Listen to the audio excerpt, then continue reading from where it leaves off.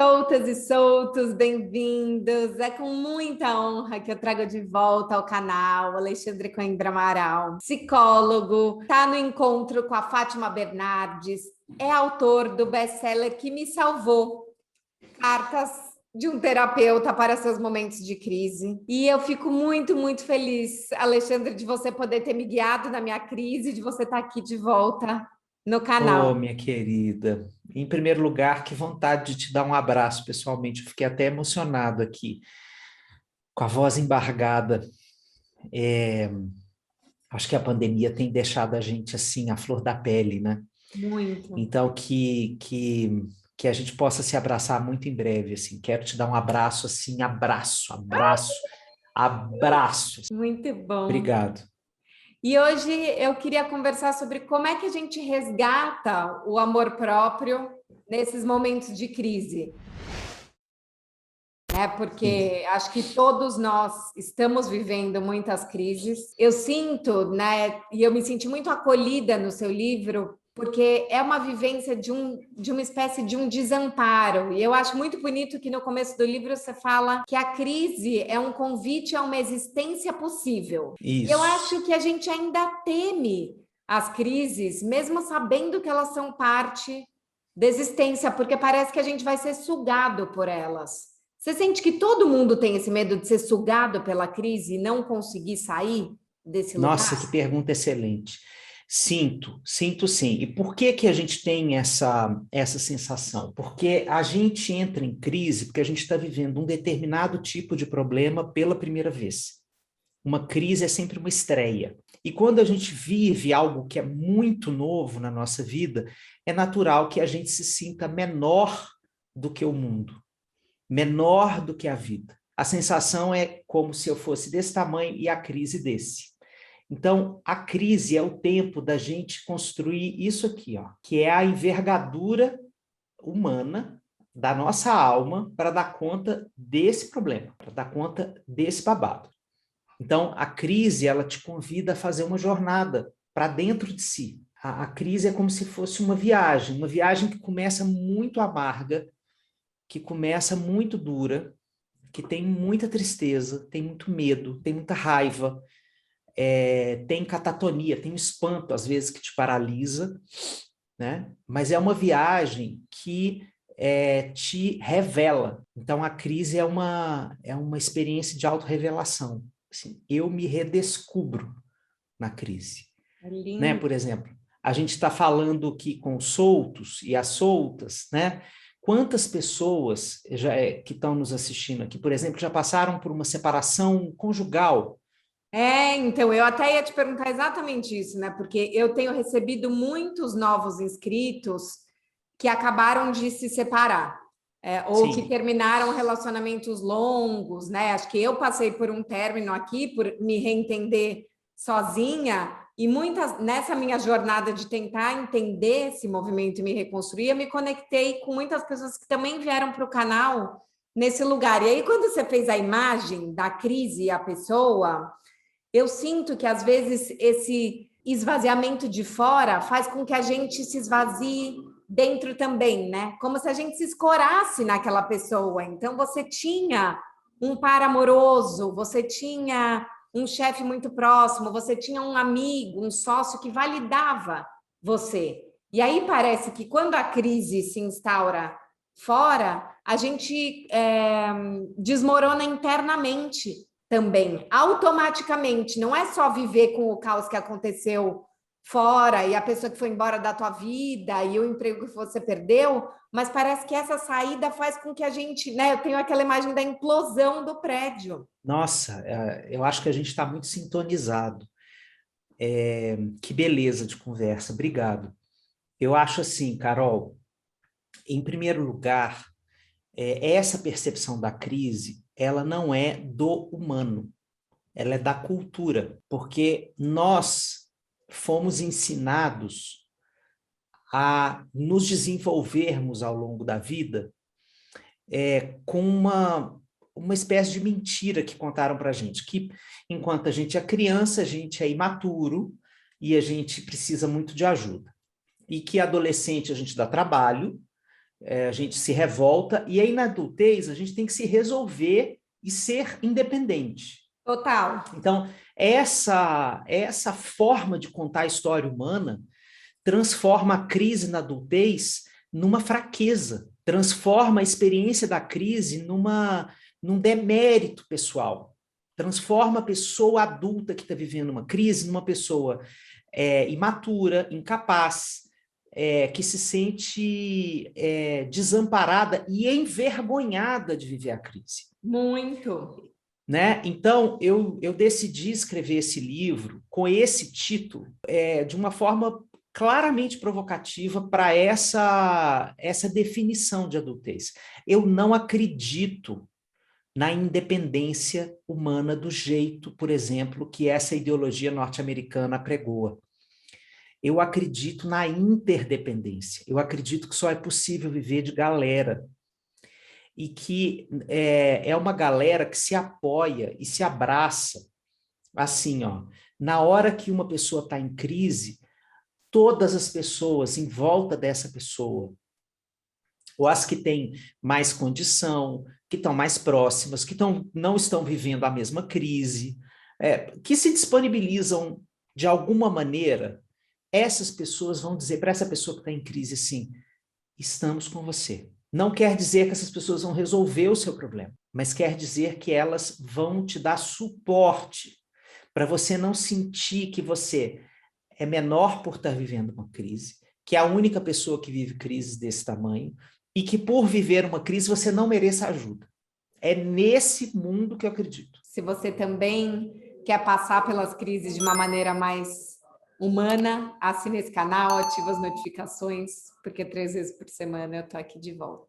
Muito obrigada. Por favor, Alexandre. vejam as coisas desse canal, porque se você está chegando aqui, maratone esse canal. Troque a Netflix pelos outros tranquilamente, porque aqui tem um monte de gente bacana que eu já vi, já me diverti, já me amparei, já me emocionei muitíssimo com muita gente que esteve aqui. Então, por favor, siga essa sugestão da Carol. Isso não é só jabá, isso é de verdade, isso é de verdade, é de verdade. Eu quero agradecer a você, Carol, a possibilidade de voltar, de conversar, porque assim, a potência do seu público também é uma alegria para quem gosta de conversar como eu, que sou uma pessoa que gosta de conversar. E eu sinto que as pessoas aqui interagem de uma forma muito bonita, né? Então, se você está me assistindo, quiser continuar conversando comigo, pode me escrever um direct lá no Instagram, pode me buscar lá, me escreve e eu converso com você de boa. E daí tem uma palavra que você põe no livro que eu acho muito boa, que é as desadaptações, né? Que a Sim. crise, ela traz essas desadaptações. E eu acho que a gente fica numa ilusão de sair de um lugar e logo se readaptar no outro. E não está acostumado nesse enquanto. A gente também tem uma ilusão de que uma hora você vai superar e passou. E, na verdade, tem mais a ver com gestão de crise. Porque a gente vai entrar e sair desse lugar constantemente, né? E talvez não tenha o momento da superação. O nosso mundo, ele pede do adulto que o adulto seja uma pessoa resolutiva e que ele tenha uma definição muito precisa do que ele quer. Então, se você não é uma pessoa que tem respostas na ponta da língua e ações muito específicas, direcionadas, focadas para um objetivo, você não é um adulto adaptado à nossa cultura. Então, na hora de uma crise, você não tem nada disso para oferecer para o mundo. O que você tem para oferecer para o mundo na hora de uma crise é assim, não sei o que vai acontecer comigo, não sei quem eu vou ser depois dessa crise, não sei quem estará do meu lado, não sei que coisas eu vou transformar na minha visão de mundo depois que eu atravessar esse túnel, né? Então, a única coisa que eu tenho a oferecer para o mundo durante uma crise é a incerteza. Então, o mundo que a gente precisa do nosso lado é um mundo que tolere a incerteza, que tolere a dúvida, que não cobre esse posicionamento preciso neste momento, porque isso é desumano. É violento para uma pessoa que está em crise. que o mundo chega para ela assim, mas você tem que se resolver, mas você tem que saber o que você quer. Não, você não tem que saber o que você quer na hora da crise. Lamba essa ferida o tempo que ela tiver para te ofertar a dor. A ferida tem um tempo de cicatrização. Olhe para a sua pele. Quando a gente se machuca, a gente tem um tempo de cicatrização de uma ferida. A pele, não adianta você chegar para a pele e falar assim, ande rápido, cicatrize rápido, porque ela tem o tempo dela, né? A gente tem metáforas assim no funcionamento do nosso corpo que são metáforas prontas sobre a vida. Basta a gente ter olhos de ver, assim. Então, qual é o tempo da cicatrização na ferida? Não sei, depende da ferida. Depende da ferida. E acolher essas nossas incertezas, né? Porque eu sinto, eu tenho recebido muitas mensagens assim, de pessoas que acabaram de separar, terminaram relacionamentos e tem um lugar de agora que não tem esse outro cuidando de mim, eu preciso cuidar de mim sozinha e não estou conseguindo. Então você se sente duplamente desamparada pelo outro que já não está e por você, porque tem também uma exigência, né, de uma autorresolução que é desumana nesse lugar que você Sim. está mais sensível. Então, como poder conviver com isso sem achar que a gente vai ser sugado por um desamparo? Primeiro, ter clareza de que na hora da crise, você vai precisar escolher quem te ampara. Então, a primeira coisa, eu acho que é se dar o direito de fazer essas escolhas. Isso tem a ver com a sua autonomia. A gente nunca perde a autonomia, nem nos momentos de crise. A autonomia na hora da crise serve, por exemplo, para você dizer assim, para você mesmo, olha, diante disso aqui que eu estou vivendo, não é essa pessoa X que vai me ajudar. Ela não tem para me ajudar.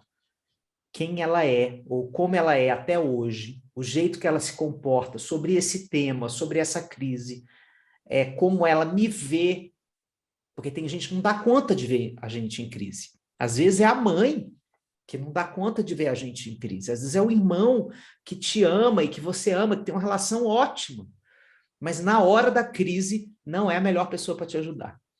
Então, ter a autonomia, o direito à autonomia de falar assim, olha, gente, dessa crise que eu estou vivendo, as melhores pessoas para me apoiar, que significa me oferecer uma escuta, permitir que eu fale, permitir que eu chore, permitir que eu tenha dúvida, que eu seja paradoxal, que eu seja contraditório, que eu não seja adequado o tempo inteiro, né? E que venha conversando comigo, acolhendo essa incerteza e essa inconstância da minha fala, do meu sentir, né? É muito difícil encontrar pessoas que sustentem esse tipo de incerteza. Por que é tão difícil encontrar essas pessoas? Porque, primeiro, que a nossa cultura não nos ensina a fazer esse tipo de amparo ao outro. As pessoas acham que resolvem a crise de um outro apontando saídas. E muitas vezes a gente está querendo só amparo, Só um só colo, escuta, só um colo. só um colo, é um colo. É um colo, você não precisa ser o personal resolver e tortar bajara, seus problemas acabaram, né?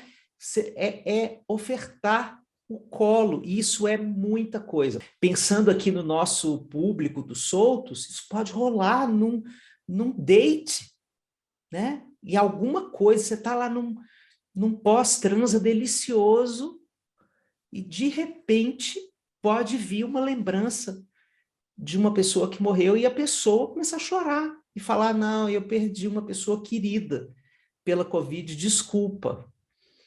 Né? Isso pode acontecer. Eu acho que a pandemia está convidando a gente a reolhar esses lugares, porque a morte está em todos os lugares. Então, a gente precisa se acolher. Eu estou trazendo aqui um exemplo de um tipo de crise para a qual a gente não tem como ofertar uma saída. Então, que a gente possa aprender com essa passagem da morte por tantas histórias humanas, um jeito de só abraçar, de só, de repente, chorar junto, porque quando você está acolhendo o luto do outro, talvez você se conecte com os seus e te dê vontade de chorar, e não tem problema nenhum você chorar e contar também da saudade que você sente, que não precisa ser de Covid, que pode ser morte por outro motivo, pode ter sido anterior à pandemia, mas a gente está ali junto, a gente está junto. Tem uma passagem do livro que você fala disso, da perda de sentido, e que parece que ela vem, né? Esse lugar da perda de sentido, a perda de controle, parece uma dessas perguntas que não querem calar. Mas por mais grave que seja o momento, não há pergunta que não possa ser feita. Antes Sim. de querer respostas, talvez sejamos mais úteis aos nossos dilemas se conseguirmos propor perguntas que ampliem o olhar para o problema. E eu achei isso tão bonito, né? Que perguntar é a grande saída, porque eu acho que a gente fica querendo ter respostas, que é isso que você falou, né? O pai que está aqui que quer responder. Que perguntas a gente tem que se permitir fazer numa crise, por exemplo, de um fim de uma relação, de um final de emprego, da morte de alguém? Que perguntas a gente tem que se permitir fazer, ao invés de que respostas a gente tem que encontrar? A principal pergunta do fim é o que esse fim vai fazer de mim? Mas isso não é uma pergunta objetiva. Por exemplo, eu não vou ter dinheiro para pagar as minhas contas porque eu estou desempregado. Não é essa a pergunta.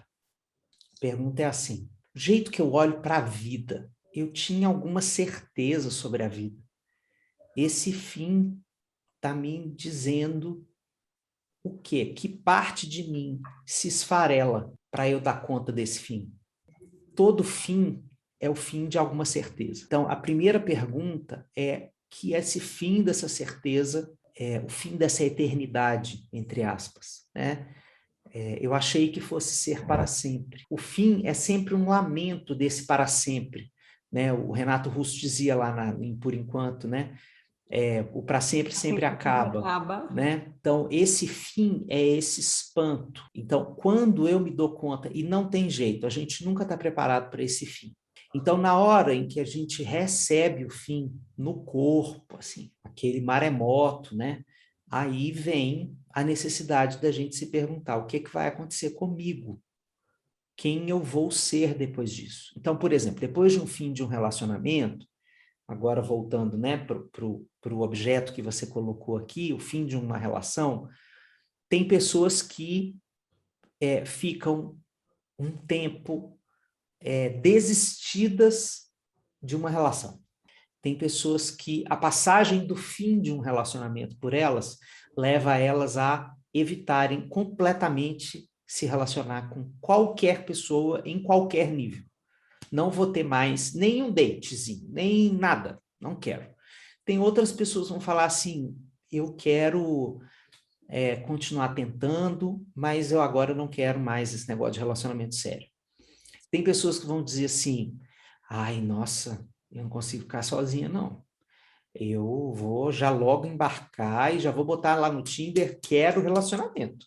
Não vou ficar sem relacionamento, não. Então, e tem mais 1 milhão de outras saídas, certo? Então, a pergunta é qual é a transformação que esta, aspas, morte faz com a minha identidade.